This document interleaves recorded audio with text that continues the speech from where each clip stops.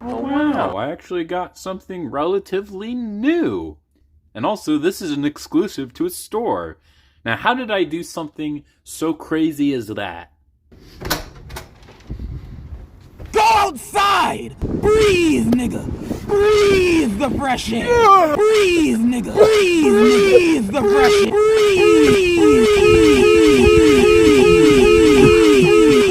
I also watched the new Rise of the Beast movie. I'll do a full-on review of the film at a later date, but here's a TLDR, a little summarization of my thoughts on it. It was okay. Plot was kind of stupid, but it wasn't bad. The pacing was fine. I thought the human character was pretty good, but the robots themselves were fucking terrible.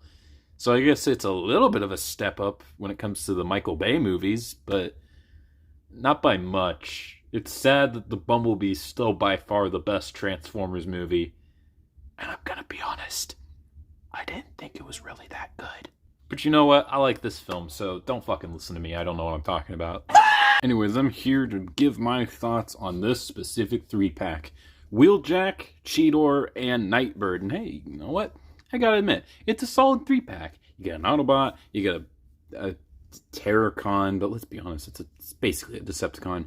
And you get a Maximal, which, I mean, they're on the same side, but it's basically one of each faction. So that's pretty cool. Not too keen on the actual character choices themselves, but hey, you know what? This is my first take on actual movie line figures. I did do a couple of Studio Series reviews, but those are not what I'm talking about. So how good are they? Well, we're going to take a look at each figure individually. Thank you for that kick, I appreciate that. Are you two guys? Okay, we're starting with Wheeljack, and I gotta be honest, this is probably my least favorite Transformer character since Skids and Mudflap.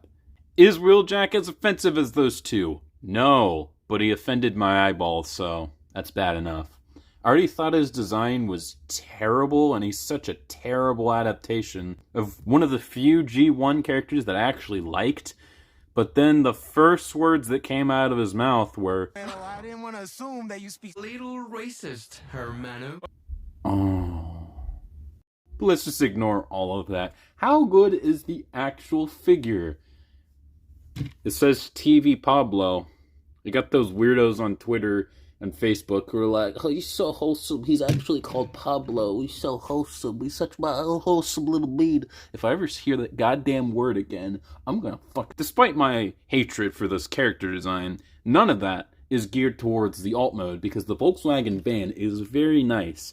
I do happen to like Volkswagen cars. I'm not really a particular vehicle guy, but their Volkswagen stuff, usually pretty cool. I love the Volkswagen Beetle, and I like the Volkswagen van. It's very, very nice alt mode, and if you want to make this the alt mode for Wheeljack, perfectly okay with that.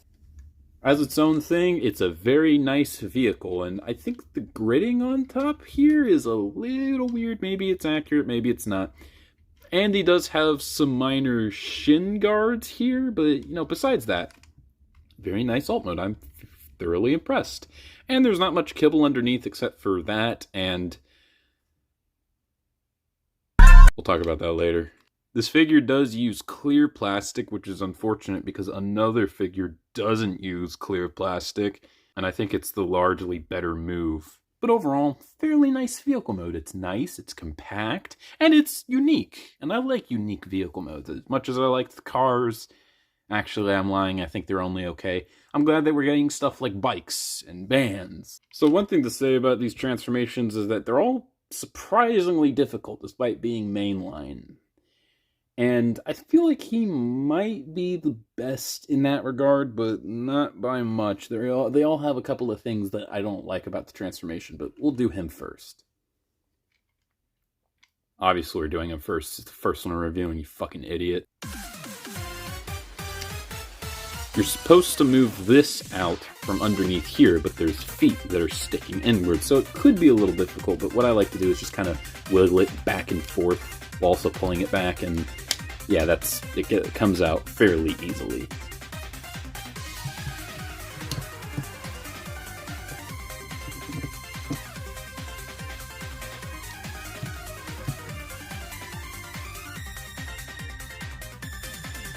So this is actually kind of cool. It's kind of long right here, and what you gotta do is you gotta squash it down so it looks all short and...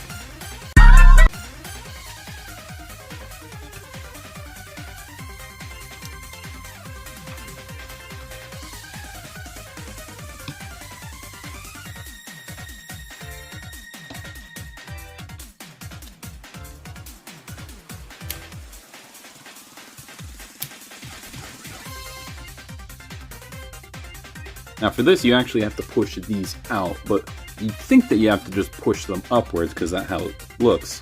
However, you actually have to push them out, and it's easiest to do this. You're not going to chip any paint by doing this. Like if you're going to do this, you're going to scratch something. No, it's a lot easier to just do that.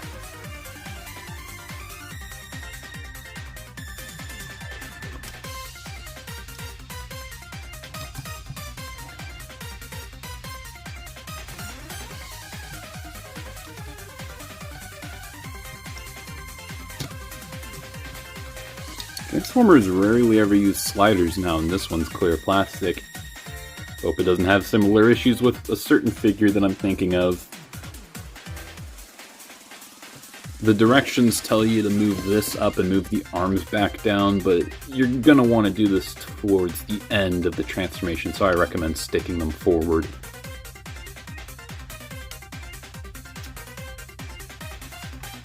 So these will both swing down and fold backwards. However, you do want to make sure that everything is nice and lined up because there's actually a peg that plugs into the clear plastic.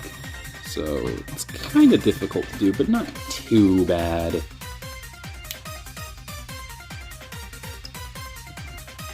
Do we call this a Gerwalk mode? No!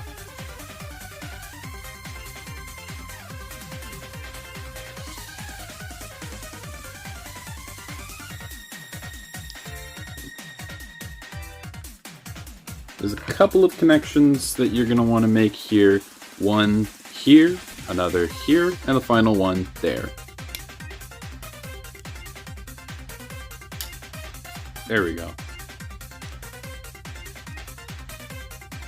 Sometimes when you're trying to slot this in, things are just off in a couple of places. I don't know where. It's inconsistent as hell, and it's probably my least favorite part of the transformation. I haven't heard anyone complain about it, so it's probably me that's doing something wrong. Hey guys, guess what? I figured it out like 3 weeks after I finished fucking recording this because I'm a lazy piece of shit who can't edit this video properly. Here's what you do. You ready? You ready? Here, it's a little complex. All you need to do is... There you go. Every time. Oh wait, that unfolded. Better get that out. Oh.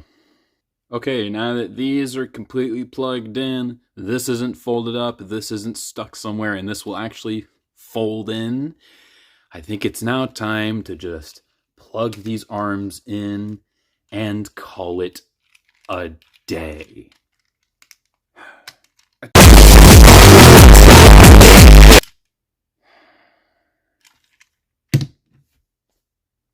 Now I gotta transform it back for the review. Oh my fucking...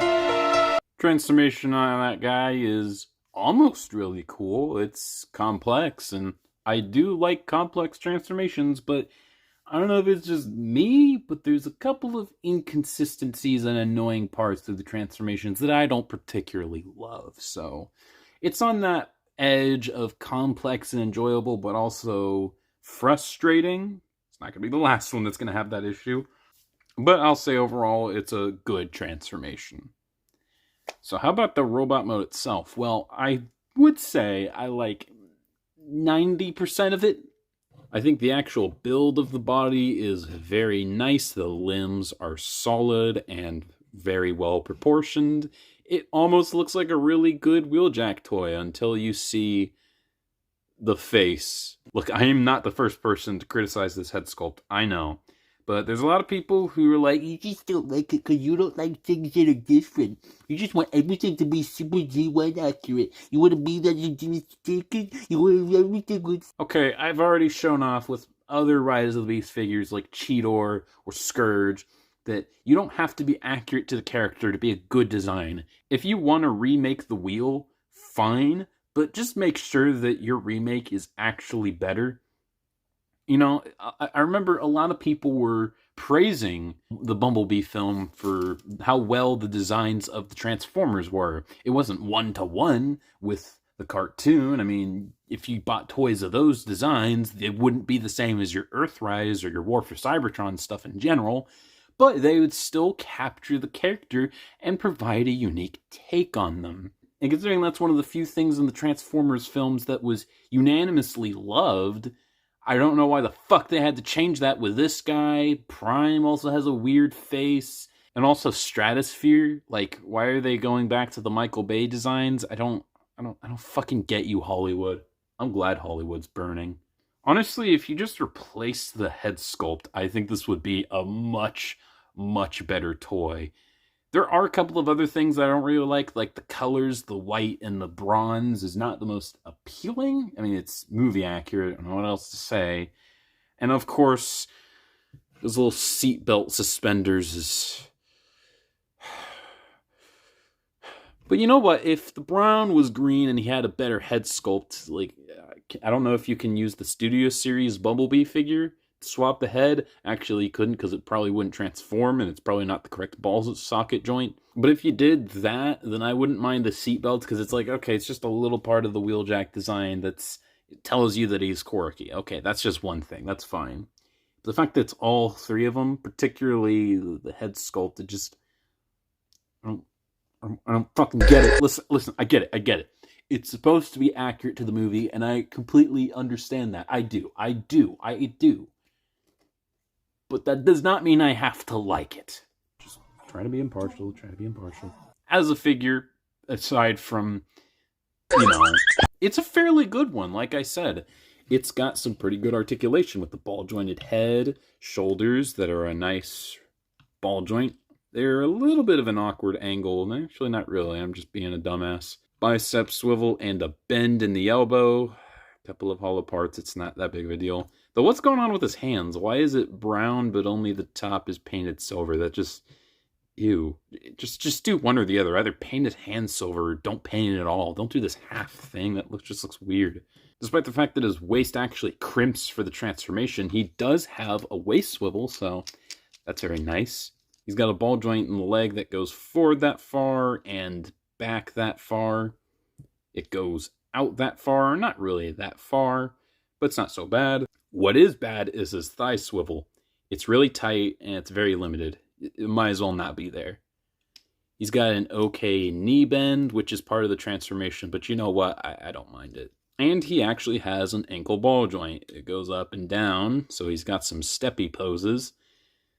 It's not really a pivot, but it is a swivel, which is nice and appreciated. And this is his widest stance possible with both feet flat on the floor. You're a joke. It's a posability. I mean, it's okay. They're not that high budget of figures. I mean, they're $20, whereas actual deluxes are $25. I only got in the Transformers collecting scene in like 2020, and I still remember when they were $20. Jesus Christ. But hey, you know what? For what it is, not so bad. Not amazing, but not so bad. What I will say is an issue is the stability. The waist, I think the transformation's neat, but nothing really locks in. The actual crimp itself doesn't lock in. This technically does, but it gets unpegged all the time. And despite the fact that there is a hole in the suspenders and a peg right there, it doesn't really stay put. So when you're moving it, it's very easy to disconnect. It's not doing it right now because I just put it back, but eventually it will weaken and it will become a little floppy, which is kind of annoying. There's a couple of cool things about this design, like these shin pads covering the top of the van, and the only other parts of the top of the van you can see are the feet, which you can only see when they're pointing down. So that's really cool. Accessory-wise, he comes with this blaster, which is probably the weakest of all of the three figures, because not only is it very annoying to plug into the hand, but that could just be my copy, but it's the only one that doesn't have really good weapon storage. That's something I'll give the other two. The weapon storage is insane, especially one particular figure. But as it stands, this figure's pretty good. It's got a well-proportioned and fairly good, albeit a little bit floppy in the waist, robot mode, a transformation that's complex and fun, but also a little inconsistent and frustrating at times, and a decent alt mode that I really like. It's a decent figure. not amazing, especially if you do not like the character design. But you know what? If you do like the character design, I don't know. They haven't announced the studio series for this guy.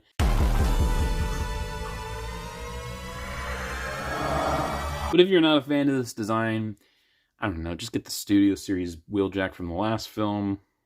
This guy's okay, though. Okay, next we'll do Nightbird, because, I don't know, we'll save Cheetor as my favorite for last. This is a figure I was also pretty excited for. Obviously, Cheetor was the main draw for me, despite the fact that I already have Rise of the Beast Cheetor, that, spoiler, I do like more than this one. However, I also thought Nightbird was a pretty cool character. I don't know, she kind of reminded me of that one guy from X-Men First Class who just picked people really high up and then just dropped them, but that guy teleported, and I don't think she did. This is a design that is different from the G1 version, but still captures the essence of the character, and is actually fairly good. A lot more than Battle Trap, which they took one of the most unique G1 guys and just made him kind of bland, albeit still kind of cool looking. So I quite like this character. You know what I don't like? The mushroom bags! No, I'm just kidding, they're fine. The car mode does look very nice and slick and clean. I'm not sure about the coloration between the grays. That's not a gray. And the brown. It's also got no clear plastic. The windows are opaque, and that is a big thumbs up for me. That means despite this figure transformation, which we will get to, it's not going to break. Or if it does, it's because you're an idiot. It's not Hasbro's fault.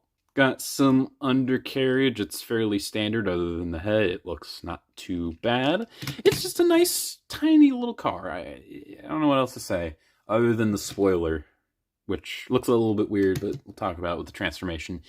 It's really cool. Why is it not rolling? The fuck's the matter with you?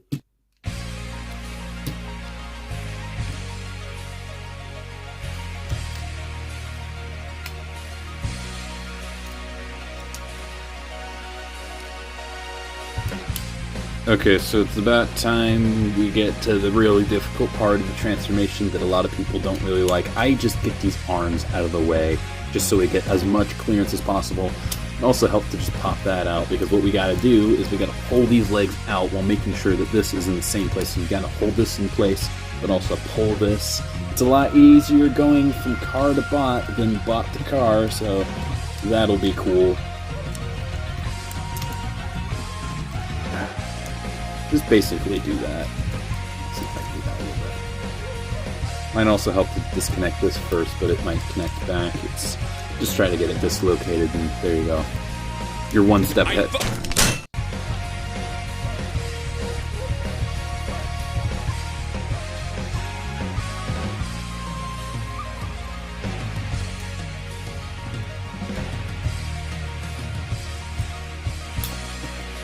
When you push this over the head, just make sure that it's pointing upward so it doesn't clash.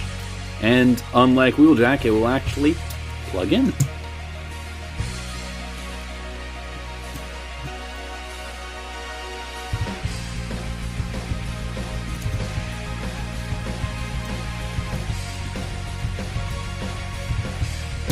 Remember, keep that head upwards, it'll actually do it by itself. So that's kind of nice.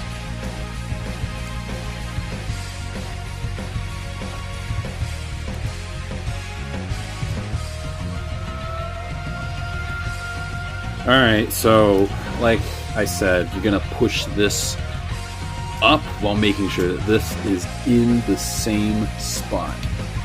And it's a lot more difficult going into the car than it is going into the bot. So, just don't get that stuck. Just make sure it doesn't get too stuck.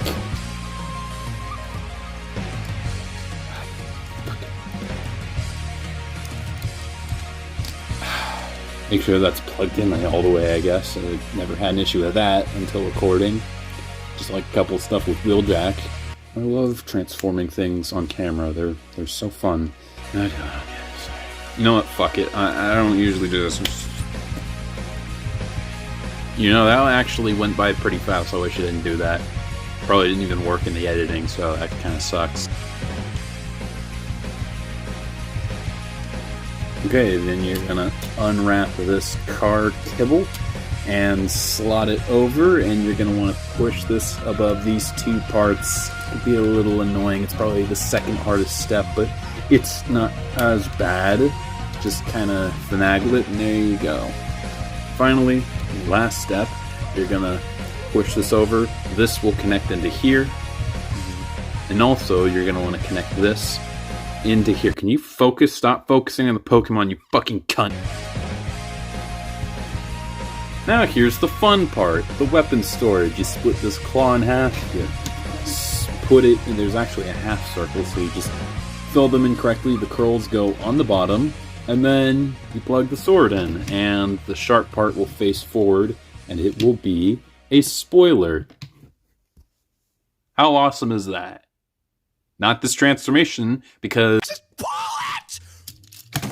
this transformation was a little AIDS. To be fair, it wasn't so bad. It's just that one step, even after you know how to do it, not what I'd call fun. And even the wrapping up, literally, not fun either. So I don't really look forward to transforming this figure very often. But hey, you know what? The robot mode. It's cool, I guess. You know, with these scrawny limbs that don't have much definement in them, and all of this car kibble, she really reminds me of an old RED figure, or RID, whichever one. RID, which is funny. It's funny because this great. It's because I fucking hate those figures. Now, I won't say that I hate this, but I don't like Transformers that are all scrawny, but they got a bunch of the vehicle or alt mode just parts hanging off on it. You know what I'm saying? You know what I'm saying? This is what I thought that Cyberverse Shadow Striker was going to be, but apparently isn't. And I don't really like that fact. I mean, when it comes to the actual body, there's not much definement. They're just little twigs for the limbs. They have a giant part of the car. It takes up most of the body, even though it's not accurate to the character. And then everything else is just on the back. I mean, this doesn't look so bad. I'm not like a huge hater against kibble. I guess it does have the skirt, so it's like not the end of the world. But, you know, it's a cool looking figure, but I didn't need it. I'm just going to be honest. I didn't need it. The head sculpt's pretty good, though. It does look a lot like Nightbird. Like I said, an adaptation of the character, but not 100% faithful. It's doing its own thing, but doing it in a way that is valid, in my opinion. Are you saying that things you don't like aren't valid, you narcissistic Mr. T? Is that what you're saying? Well, if it turns out to look like this, Yes. the sword and the claw are also pretty cool weapons as well. It's definitely unique and gives her a samurai motif, which is nice, I suppose. And again, the weapon storage easily makes up for the obnoxious parts of the transformation. Well, maybe not actually, but as for the articulation, her head is on a ball joint once again. It goes up and down a little bit, side to side, I guess. Shoulders are also on a universal joint, but the wheels do clash a little bit, but they go out that far. They might even go a little higher because of another joint right here. You can also move this out if you wanted. I don't know why you wanted to. Bicep swivel and a bend in the elbow. No wrist articulation. In fact, I don't think any of these have wrist articulation. Okay, one might. She does actually have a waist swivel. But good luck actually using that joint. Legs go forward that far, a pretty good degree, and they go back basically nothing. They go out a pathetic degree, but if you move the back kibble, it moves out a little bit more. She does, of course, have the thigh swivel, but her knee bend is really weird. She has one up here, which looks awkward. She has one down here, which is awkward. Both of them are fine articulations, but they both look... I mean, does that look like a good knee bend? But hey, you know what? At least she does have a ridiculous ankle pivot. Yes, that's just because of the transformation, but still, I'm counting it. And this is the widest stance she can have with both feet flat on her feet. That's pretty good. So articulation-wise, she's fine, I guess. She does have some pretty rough joints, but I mean, it's not abysmal or anything. At least she has most of the mandatory joints, even if some of them are a little weird or a little weak. And that's pretty much this figure. It's fine. The robot mode looks cool, but not inherently great. The engineering really needs to be on a bigger figure. And the alt mode is nice and satisfying. I guess it's the same as Wheeljack. Which one's better? Well, I think this design looks a lot better, but this one is by far the better toy, so take that as you will. Hopefully we'll get another attempt at Nightbird with the Studio Series, and hopefully that will be finally the good toy for her. That fucking chance. And finally, we got the one that I was the most excited for, even though I needed another Cheetor figure, like I need a hole in the fucking head. We got Cheetor, who's an interesting take. It's not based off of the actual movie. It's probably based off of some sort of concept art. So it really is like the Studio Series. But it basically takes the old cartoony aesthetic of Cheetor and tries to make it a little bit more realistic. So basically, if this was a Bumblebee movie design, which I quite appreciate, though there are a couple of weird things about the figure, most notably the colors. If it was all just this yellow, that would be fine, but it's got some brown on the legs. I don't know why. That'd be one thing, but it also has a second shade of yellow. It'd be one thing if it was for, like, details or, like, weathering, but no, it's just some parts of the figure are this golden yellow. It really kind of looks like that cheese they used on one of those kid cuisine meals.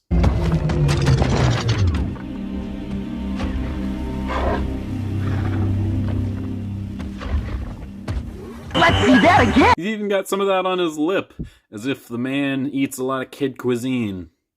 So basically, he's like the Bumblebee of the Beast Wars cast, but instead of adapting to humans by listening to the radio, he does it by eating garbage food made for infants. It's a nice looking cat mode, and there's a couple of issues, like the fists here, but, you know, other than that, it's effective at what it does.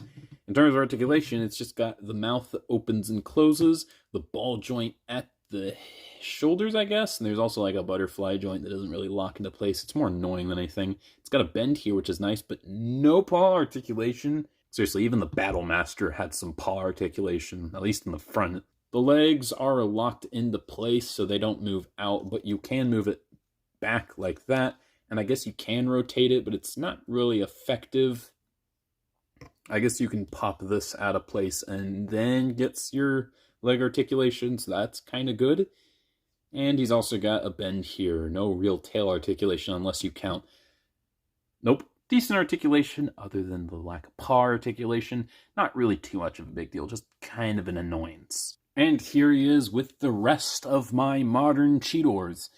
They're all pretty good catbots. If I had to pick a favorite, it would probably be the Kingdom one still, and this might actually be my least favorite. Yeah, even more than this one, but all this thing does is a cat with like a sword face, so that's not really too much of a big deal. This is still a very nice alt mode. They're all good in their own ways. It's kind of tough choosing a least favorite, but if I had to pick from favorite to least favorite, it would probably be this one, this one, this one, and then this one. So you know what? Fair game, fair game. We finally have Cheetors who have good alt modes. Technically, you've had that since Universe, but that figure's so atrocious, I don't even count the alt mode. I still would say that all four of these are better alt modes than that one. So that's pretty cool. Time to get down to transformation. Unfortunately, this one isn't as annoying as the other two, but it does have a couple of things that are still a little bit annoying, I'd say. I need to get a thesaurus. Now you're supposed to rotate this around. They tell you to do this, push it through here, but the feet can get caught. You'd have to activate the pivot, and it'd be kind of hard to get back into place. So what I do is I just kind of do it this way. It's a little bit more work. You're basically turning it 270 degrees instead of 90, but hey, it's a lot more effective and it doesn't clash with anything, so that's what I like to do.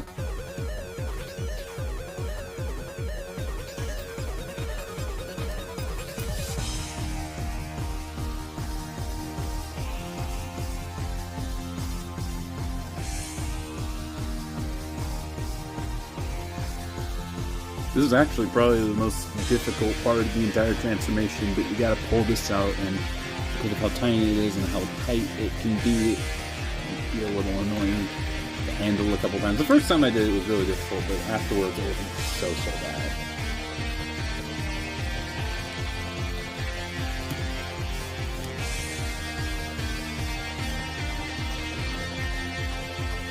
And now, for the most important part of the transformation. That's it.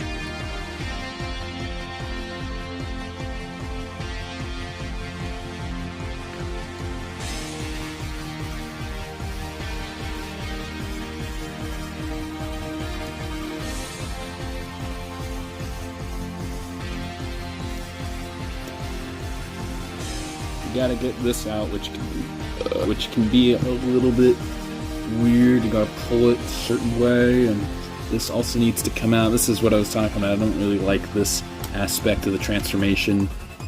Maybe that's why the jaw is at a different color, so it doesn't paint the chipping. I mean, chip the paint. It wouldn't even. Could have just made it the normal color, and it still wouldn't chip any paint. You fucking idiot.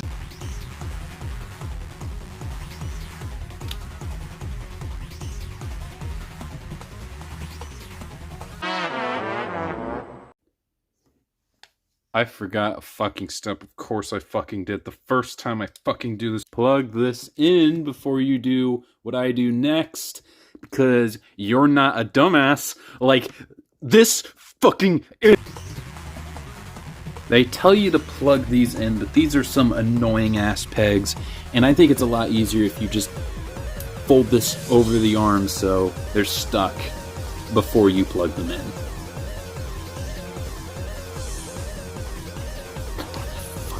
Why is it always, it's always this one? I also want to make sure that's the correct position. Just, there you go. That wasn't too bad.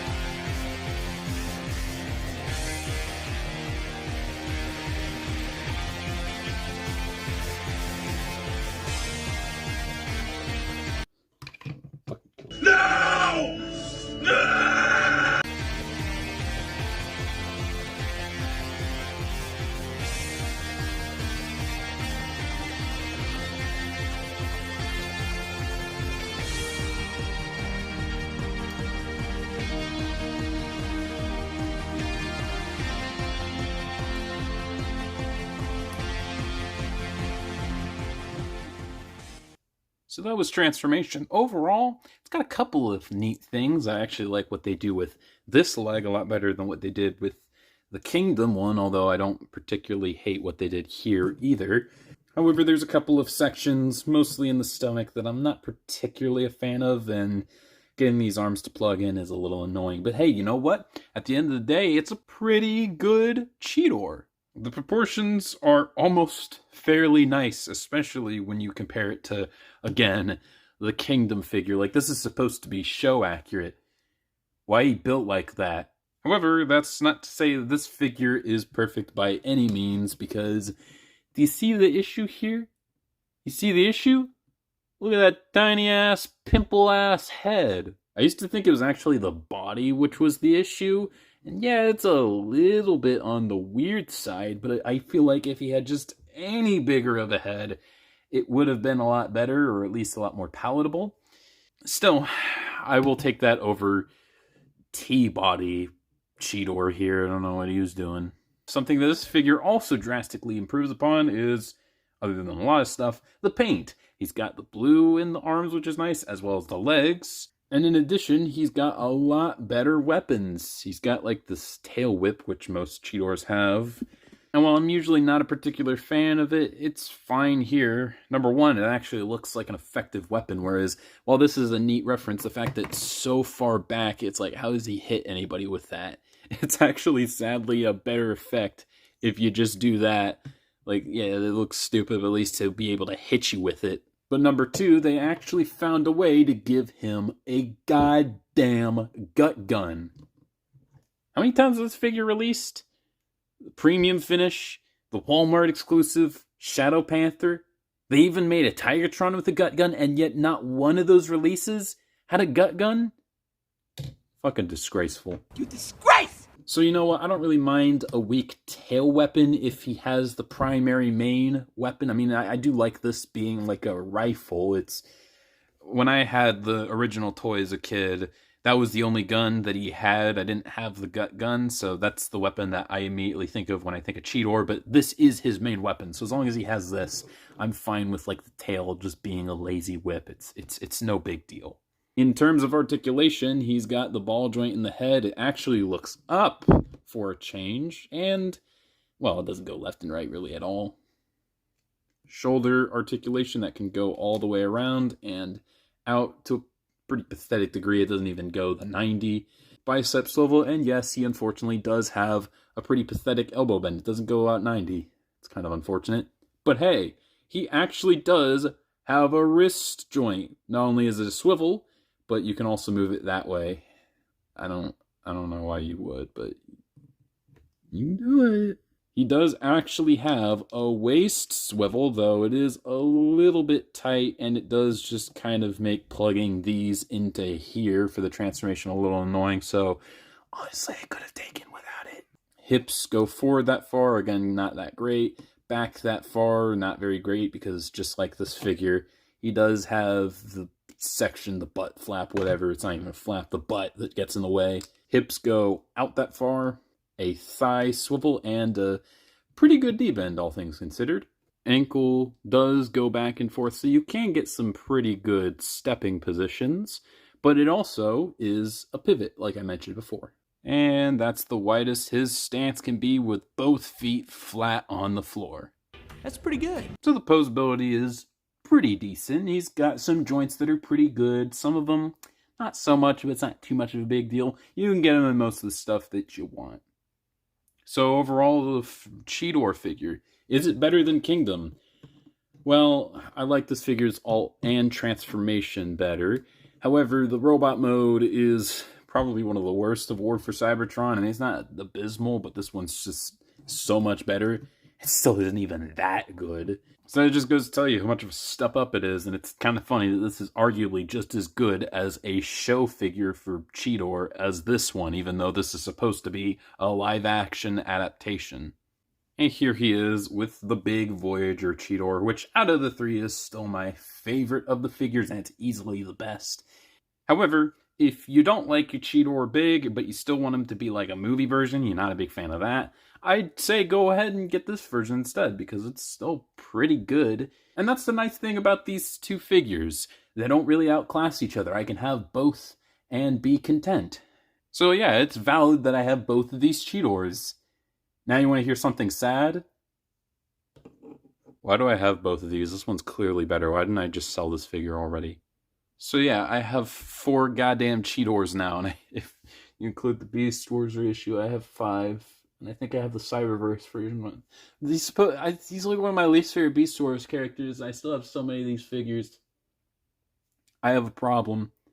And out of all of them, this one is certainly a Cheetor. And that's the Jungle Mission 3-pack reviewed. I think the Cheetor is overall the best. The Wheeljack isn't too bad either. The Nightbird, she's okay. I mean, this isn't a particularly amazing set. It's just, it's good. I'll give it this. It's a lot more complex than I ever imagined. So I guess that's nice. It gave me quite a challenge. It's a fun puzzle at that. Although, wouldn't really call it that fun, personally speaking. And the sad thing is, I didn't even need this. I mean, this Nightbird design, I guess, I didn't need it. I don't like this guy, and I already have, 4 Cheetors. So I basically spent $60 on a pack that was only okay. I didn't even think it was that particularly good. I have my priorities, right? What are you talking about?